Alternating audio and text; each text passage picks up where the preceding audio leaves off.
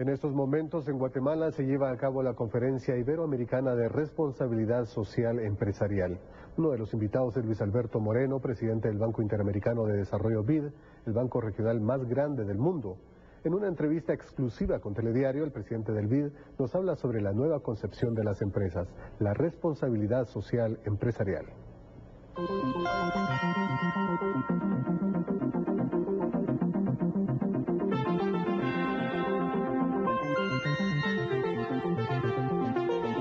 Luis Alberto Moreno, presidente del Banco Interamericano de Desarrollo, muchísimas gracias por estar con Telediario, Canal 3 Guatemala. Un placer estar aquí.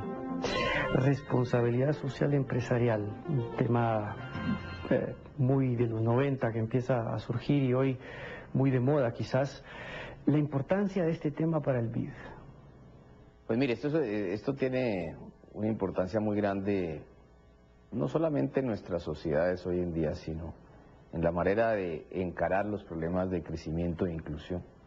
Es un tema que realmente ha tomado cuerpo más que en los 90 en el cambio de siglo. Es realmente un tema que empieza en el año 2000, con ocasión de para el caso nuestro, con ocasión de la reunión de la Cumbre de las Américas de los presidentes en Canadá.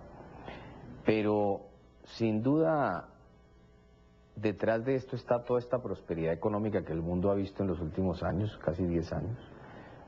Para algunos países ha sido mayor. En Latinoamérica, sin duda, en los últimos 5 años hemos tenido una prosperidad que no habíamos visto hacía muchísimos años. Y la gran pregunta entonces ¿es suficiente ese crecimiento económico?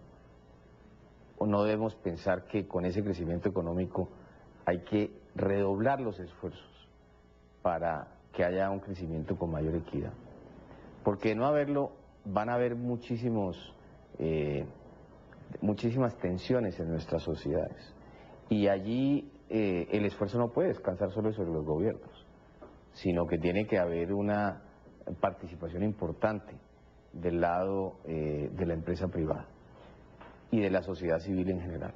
De hecho, hay algunos que dicen que esto es una forma de contención social.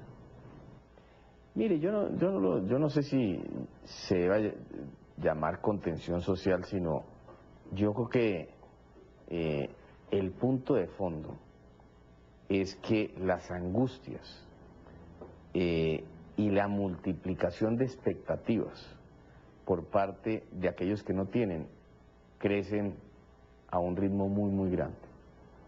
Y eso es lo que está ocasionando tensiones en nuestras sociedades.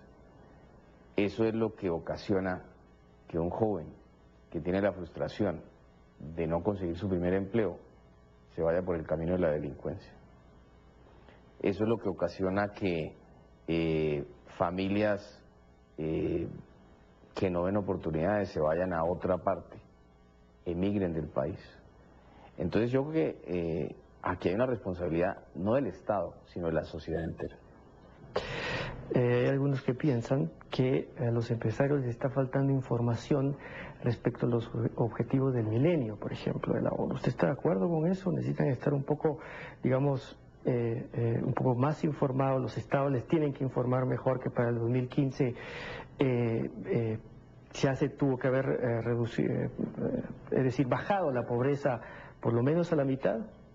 Mire, las metas del milenio pues obviamente están publicadas cuando se hace esta famosa Asamblea de Naciones Unidas en el año 2000, que tienen que ver con universalización de la educación, acceso a la educación para todos, que tienen que ver con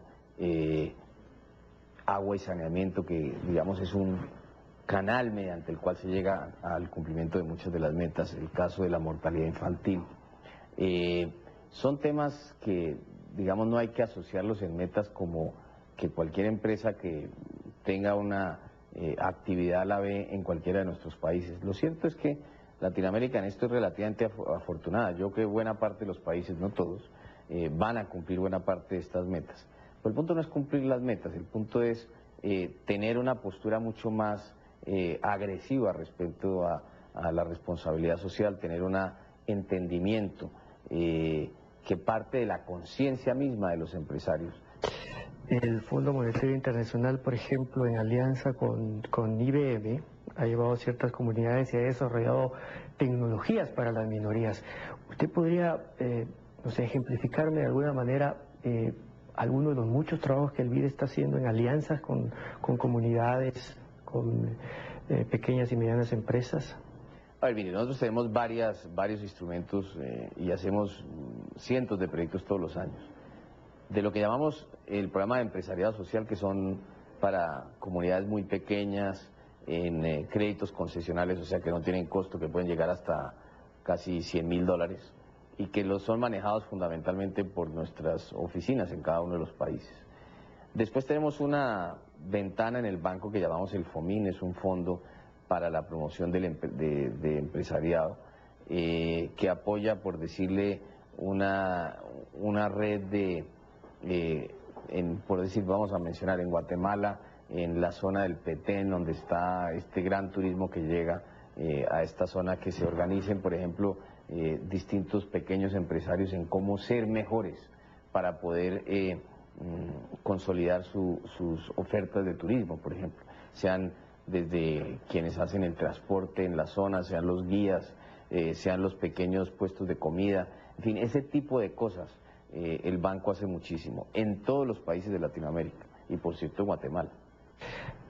Aquí hay una polémica, y la polémica con las empresas es porque está a debate ahora con el nuevo presidente electo, y es evadir la ilusión tributaria, Ajá. ¿verdad? Entonces se dice, bueno, a las empresas ya no se les tiene que dar tantos incentivos, ¿verdad?, para que haya mucha más inversión que el Estado pueda invertir. ¿Cómo ve usted ese tema? De alguna manera sería parar un poco ese tema de responsabilidad social de las empresas cuando el Estado empieza a tocar temas sobre elusión de impuestos o que tienen que pagar más impuestos. A ver, mire, vamos a hablar de lo general a lo particular. Hay un reciente informe de perspectivas económicas que acaba de sacar la OECD. Miraba 4 temas fundamentales. Entre ellos miraba justamente el tema de políticas fiscales. ¿Cuáles son las lecciones en las políticas fiscales? Primero, cuando usted compara Latinoamérica con los países de la OECD, básicamente son las principales economías del mundo, los niveles de tributación en general en Latinoamérica están muy por debajo, con excepción quizás de Brasil, que tiene ingresos tributarios y fiscales que suman alrededor algo más del 35% del producto. Un país como Guatemala está cerca del 11%. Ahora bien, cuando usted mira el coeficiente Gini, que básicamente mide las distancias que hay entre ricos y pobres, o sea, el nivel de desigualdad que hay en un país, no son muy distintos a los que encuentra usted en otras sociedades. Pero cuando ya se ve el efecto de la tributación y el cómo la gente lo encara, de una parte no solamente no pagando impuestos en ocasiones, sino lo que hace el Estado con esos ingresos fiscales, la diferencia sí es muy grande. Y ahí es donde está el reto justamente de cómo ir cerrando estas brechas. En el caso de Guatemala, pues por supuesto, y sé que el presidente Corona ha hablado de esto, es lo que él llama un pacto fiscal. Se ha avanzado en esto mucho en términos de hacer el Estado más eficiente en la colección de impuestos, en el recaudo de impuestos.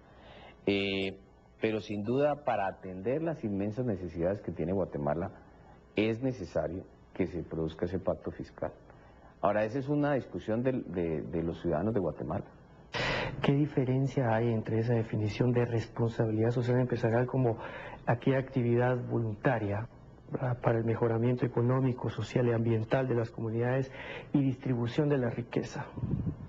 A ver, la distribución de la riqueza se hace por la vía de lo que los estados pueden hacer, a través de, obviamente, poner impuestos más altos a aquellos que tienen más. Esa es una forma de distribución. Pero la distribución de la riqueza yo creo que también viene asociada al cómo, no solamente, y por eso es tan importante que esto sea voluntario, porque ese del resorte de cada persona, de cada empresa, de cada accionista, de ver cómo contribuye mucho más, de la mano con la sociedad civil, de la mano con los gobiernos, a ir construyendo ese tejido social que es tan importante. Agradeciéndole muchísimo, una última pregunta. ¿Cuáles son las perspectivas para la región el petróleo caro ya superó la barrera psicológica de los $100, el maíz por las nubes, el trigo. Perspectivas y estrategias para Centroamérica 2008, señor presidente. Mire, yo en general soy optimista de las economías latinoamericanas. Yo creo que sin duda los países han venido avanzando muchísimo gracias a estos buenos años económicos. Sin duda los años de prosperidad son los años de mayor exigencia en saber utilizar esos buenos años. Y ahí sí hay unas diferencias de país a país. Creo que la gran reflexión es esa, es cómo aprovechar estos buenos momentos económicos para consolidar cambios fundamentales en nuestra sociedad. Luis Alberto Moreno, presidente del Banco Interamericano de Desarrollo, muchísimas gracias por haber estado ante el diario. A usted muchas gracias.